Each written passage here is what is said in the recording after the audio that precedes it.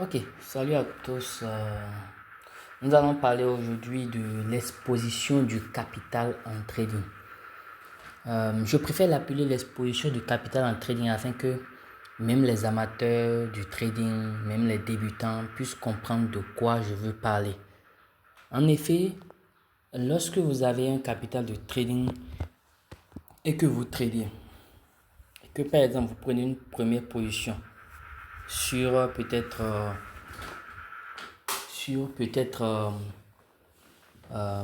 une paire, disons euro USD, et que la position n'est pas encore passée en profit et vous n'êtes pas encore passé BE sur cette position. Peut-être c'est allé légèrement en profit, c'est revenu à l'entrée et puis c'est en train de jouer parce que voilà, il n'y a pas encore une session très volatile. Et que cette position, par exemple, votre SL, votre risque sur cette position, c'est disons $50. Et partons avec basiquement un capital de $300.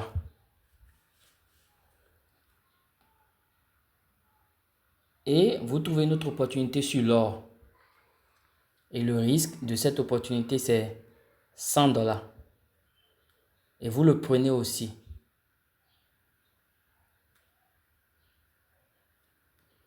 Et vous le prenez aussi. Entre-temps, le trade sur EURUSD n'est pas encore passé en profit et n'a pas encore touché le SL. C'est juste en train de jouer avec les prix au niveau de l'entrée. Vous trouvez une autre opportunité, une troisième opportunité sur par exemple le Bitcoin. Et le risque, c'est $50. Vous prenez encore. Vous trouvez encore une autre opportunité sur le Nasdaq. Et le SL, c'est moins $100. Et vous prenez. Parce que c'est de très bonnes opportunités. Seulement que comme on n'est pas encore à la session de New York, les prix ne sont pas volatiles, quoi. Donc, les prix ne se décident pas encore. Ils sont tous encore au niveau de vos entrées. Ils partent un peu dans votre sens. Ils reviennent, ils partent, ils reviennent. Donc, vous vous dites, bon, juste, quand il va sonner 13h30 tout à l'heure et que la session va être vraiment très dense, les prix vont se décider. Et comme c'est de très bonnes analyses, c'est de très bons trades, vous allez faire beaucoup de profit. Parce que ça fait quand même déjà 4 positions que vous avez prises. Vous trouvez une autre opportunité sur le GPB JPY. Et le SL, c'est $50. Et vous prenez encore. Ce que vous n'êtes pas en train ce à quoi vous n'êtes pas en train de faire attention, c'est que vous avez pris une position sur EURUSD. Le risque, c'est $50. Ça fait déjà moins $50. Donc, votre capital de $300 là, ce n'est plus $300. Tant que vous n'êtes pas passé break-even sur cette position de EURUSD là. Donc, votre capital est déjà devenu $250 en temps. En fait, moins $50. C'est déjà devenu $250 en temps. Vous avez pris ensuite une autre position sur le gold, dont le SL était à $100, moins $100. Le risque était de $100, moins $100. Donc, votre capital est devenu combien? 250 moins 100, ça fait 150. Donc, tant que aussi vous n'êtes pas passé break-even sur la position de EURUSD et la position du gold, actuellement, vous ne disposez que de $150 avec lesquels vous pouvez trader. Ensuite, vous avez pris une autre position sur le BTC, le Bitcoin. Et le SL était à moins $50. Donc, votre capital reste $100. Parce que vous faites les $50 qui vous restaient là, moins 50, ça reste $100. Ensuite, vous avez pris une position sur le Nasdaq. Le SL était à $100. Donc, vous faites les $100 moins les $100 qui est votre capital. Donc, votre capital est actuellement à $0. Après 1, 2, 3, après cette quatrième position sur le Nasdaq, votre capital est à $0. Même si vous voyez encore les $300, dans votre compte, sachez que s'il arrivait que tous les trades que vous avez pris là touchent tous en même temps leur SL respective, votre compte sera cramé. Maintenant, vous ne sachant pas ça, vous prenez encore un autre trade sur le GPP-JPY et le SL c'est à moins 50 $. Donc, votre capital à ce moment-là devient moins 50 $. Si le broker que vous utilisez permet le crédit, quand toutes ces positions vont peut-être toucher le SL, votre compte sera à moins 50 $. Donc, quand vous allez recharger, vous devez payer d'abord les 50 $ que vous devez avant de continuer. C'est-à-dire si le broker permet le crédit. Si le broker ne permet pas le crédit, dès que les pertes cumulées de tous ces trades-là vont atteindre 200 $, le broker va vous sortir du marché, va fermer toutes vos positions, même si elles n'ont pas encore atteint leur SL. C'est-à-dire que là, comme vous êtes à moins 50 $, même si les trades n'ont pas atteint leur SL et que la totalité des pertes font 300 $ ou bien font moins 300 $, le broker va vous sortir. Le broker va vous sortir simplement de toutes vos positions et votre compte sera cramé. Donc c'est ça, c'est pourquoi je l'ai appelé exposition de votre capital.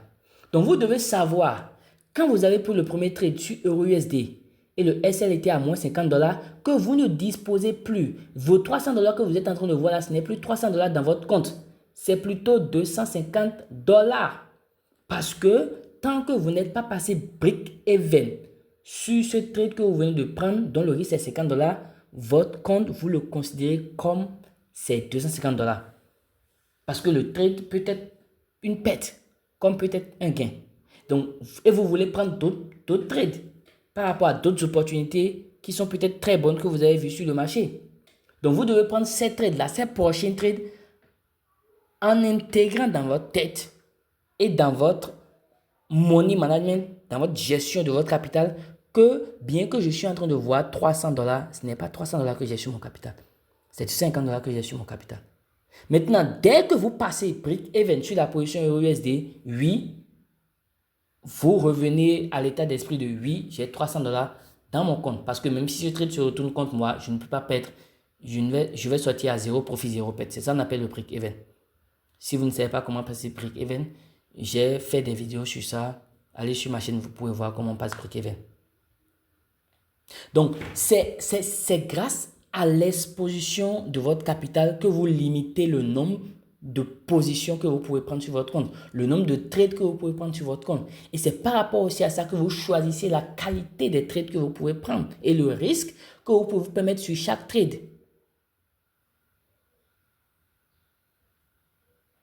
Et à partir de quel moment, si vous avez plusieurs positions, vous arrêtez de prendre de trades. Parce que vous allez vous rendre compte que bien que peut-être j'ai 1000 $ dans mon compte comme capital, avec tous les trades que j'ai pris jusqu'à présent, il ne me reste que 500 $. Si je perdais tous ces trades-là, donc je m'arrête de trader pour aujourd'hui, j'attends de voir le outcome, le résultat des trades que j'ai pris d'abord.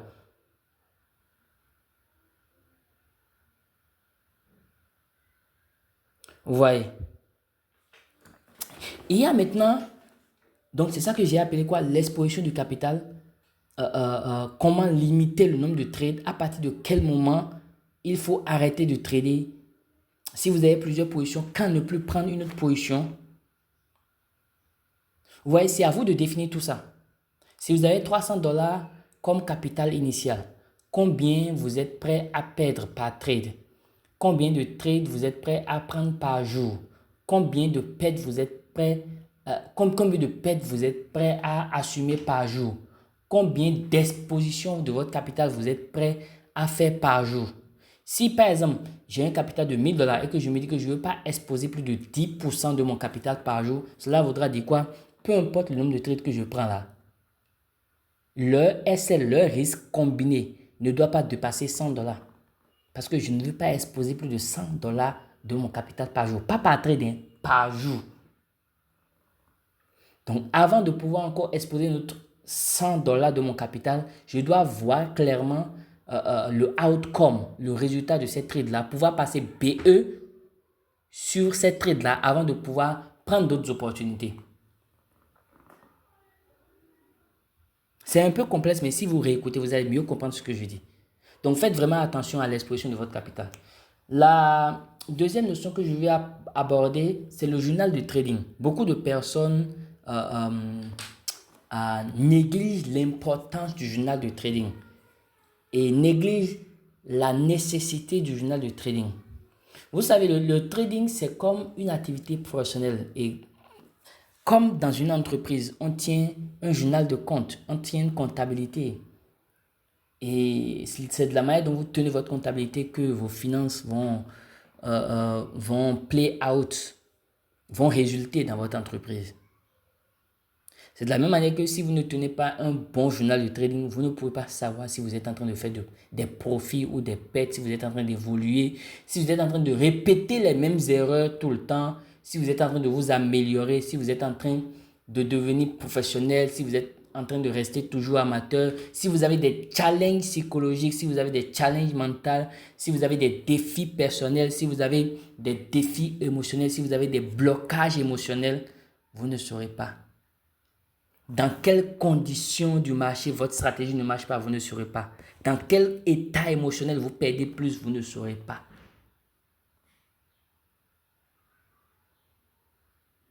Parce que le trading, croyez-moi, a plus rapport avec la personne qui trade qu'avec la stratégie. C'est pourquoi vous allez voir la majeure partie des gens disent que le trading, c'est 80% la psychologie et 20% la stratégie. Parce que je peux vous donner la meilleure stratégie, la bonne stratégie que j'ai utilisée pendant des années et qui marche. Mais si vous n'avez pas une bonne psychologie, si vous n'avez pas une meilleure connaissance de votre personnalité, de vos capacités, de vos limites, vous n'allez rien faire avec.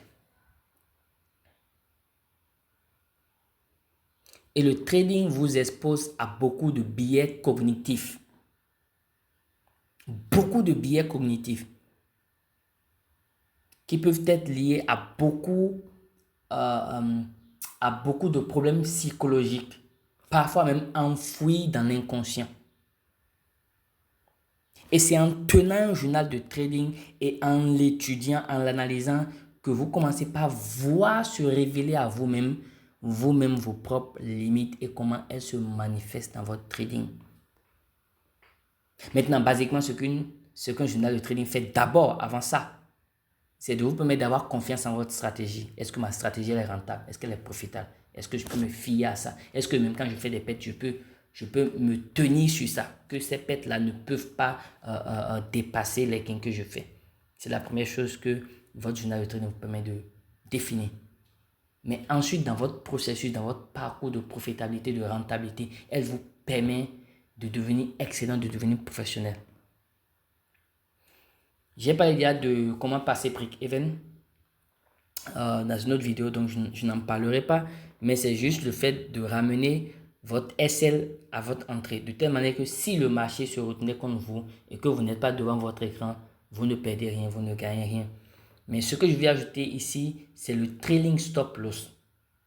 Le trailing stop loss, c'est par exemple quand vous êtes déjà en profit sur un trade, comme ce trade là par exemple. Disons qu'au début, j'avais mis mon SL là. Au début, mon SL est ici. Vous voyez, mon SL est ici. Était à peut-être 8,25 $. Et le trade est passé en ma faveur.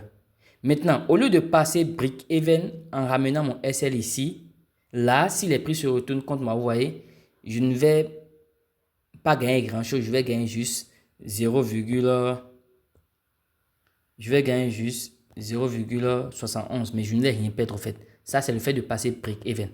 Donc, je peux ramener mon SL là. Là, je suis passé break-even. Mais, quand, par exemple, le trade est allé beaucoup dans mon sens, je fais avancer le SL au fait. Vous comprenez? Et je suis le marché. Et je regarde peut-être selon le time frame qui est adapté à mon style de trading. Le dernier plus bas ou le dernier plus haut selon la position buy ou sell. Faut que vous compreniez. Et je ramène mon SL juste en bas de ce dernier plus bas ou juste en haut de ce dernier plus haut. Et je modifie. Là, maintenant, si le marché se retournait contre moi, je ne vais pas sortir avec zéro profit ou presque zéro perte. Mais je sors avec quoi? Avec 3 $ de gain. Donc, plus le marché va aller dans mon sens, plus je vais faire avancer ce SL-là. Et là, on dit que je suis en train de faire du trailing stop loss. Du trailing stop loss. C'est la même chose. Le contraire quand on est dans un sell. Vous voyez. Donc, c'était de ces éléments que je voulais parler dans cette vidéo. Merci beaucoup. C'était le Dr Ismo. Aimez cette vidéo, partagez-la. Laissez en commentaire les sujets sur lesquels vous aimeriez que je fasse d'autres vidéos et partagez massivement cette vidéo. Merci.